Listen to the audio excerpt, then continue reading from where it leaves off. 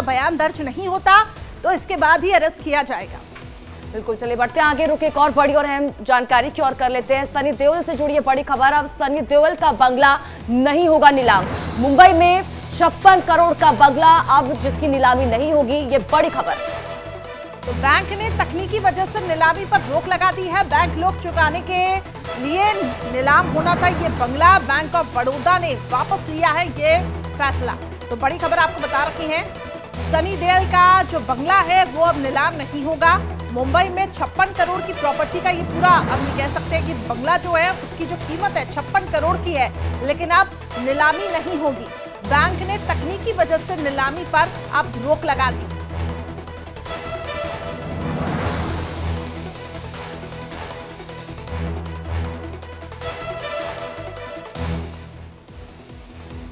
तो संदीप ज्यादा जानकारी के साथ हमारे संवाददाता इसी खबर पर लाइव जुड़ चुके हैं। सीधा रुख संदीप का करेंगे और जानकारी लेंगे। संदीप, सबसे पहले तो अपडेट बताइए, क्योंकि जिस घर की नीलामी होने जा रही थी अब वो नीलामी नहीं होगी। सनी देओल की तरफ से या फिर उनके परिवार की तरफ से अभी कोई रिएक्शन इसको लेकर, क्या अपडेट?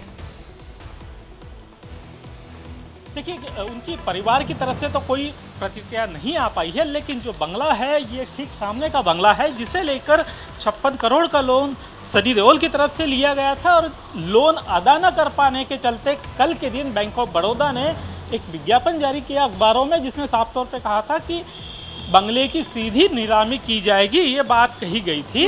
और नीलामी की तारीख तय की गई थी 25 सितंबर, तो 25 सितंबर को नीलाम किया जाएगा, इस तरह की बात सामने रखी गई थी। लेकिन आज फिर से विज्ञापन आया, 24 घंटे के भीतर ये विज्ञापन आया है, जिसमें साफ तौर पे जो फैसला था कल का बैंक ऑफ बड़ौदा का, उसे रोक लगा दी गई है।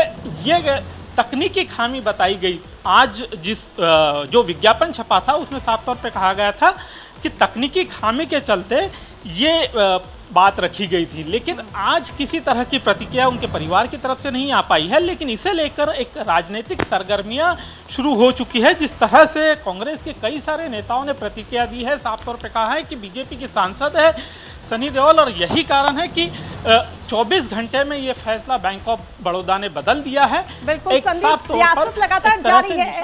और इसी बीच जयराम रमेश ने ये कहा ट्वीट करते हुए थी कि तकनीकी कारण का पर आश्चर्य उन्होंने जताया कि तकनीकी कारण आखिर कैसे आ सकता है और ये वजह कितनी जायज हो सकती है। इसके पहले भी लगातार उनके ऊपर ये चीजें लग रही थी। कांग्रेस की तरफ से भी कहा जा रहा था कि भाई गुरदासपुर वो क्यों नहीं पहुंचे अब तक, और इतने महत्वपूर्ण चीजें संसद में हो रही है लेकिन उनकी मौजूदगी आखिर क्यों नहीं है। और अब तकनीकी कारण पर आश्चर्य उठाया जा रहा है।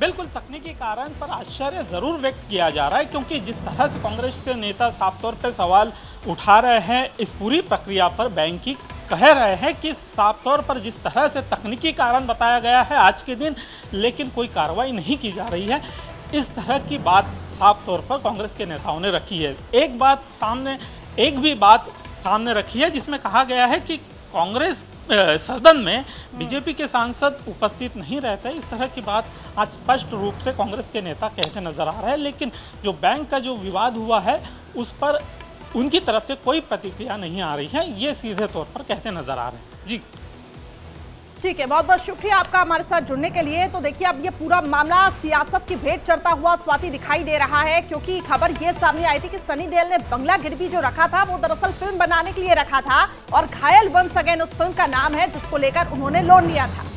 2016 में बैंक से 56 करोड़ लोन लिया गया था और 7 साल बाद बैंक ने उन्हें नोटिस भेजा था। बैंक ने अब नोटिस वापस ले लिया है। तो इसके पीछे देखिए तकनीकी कारण बताया जा रहा है, और ऐसे में इस पर कांग्रेस के जो नेता हैं वो आश्चर्य जता रहे हैं कि भाई तकनीकी खामी कैसे आ सकती है। जयराम रमेश उन्होंने भी ट्वीट करते हुए निशाना साधा। कांग्रेस के और भी नेता हैं वो भी सवाल उठा रहे हैं कि आखिर वो क्योंकि बीजेपी से जुड़े हुए हैं, ऐसे में सीधे तौर पे उनका जो संरक्षण है वो मिल रहा है। और लगातार देखिए प्रतिक्रियाएं कांग्रेस के नेताओं की तरफ से सामने आ रही है।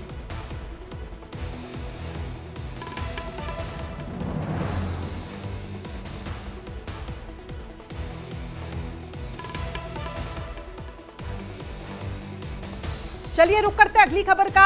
हरियाणा के एल्विश यादव की बात करेंगे, जो इस वक्त उनका जो नाम है वो छाया हुआ है, और जब से बिग बॉस OTT 2 सीजन उन्होंने जीता है, एल्विश यादव ने सोशल मीडिया पर पूरा सिस्टम हैंग कर दिया। एल्विश यादव हर प्लेटफॉर्म पर ट्रेंड कर रहे हैं। तो वहीं अब एल्विश यादव के राजनीति में एंट्री लेने की चर्चाएं भी तेज हो चुकी हैं। हालांकि सियासी सफर को लेकर फिलहाल एल्विश ने ना तो हामी भरी है और ना ही साफ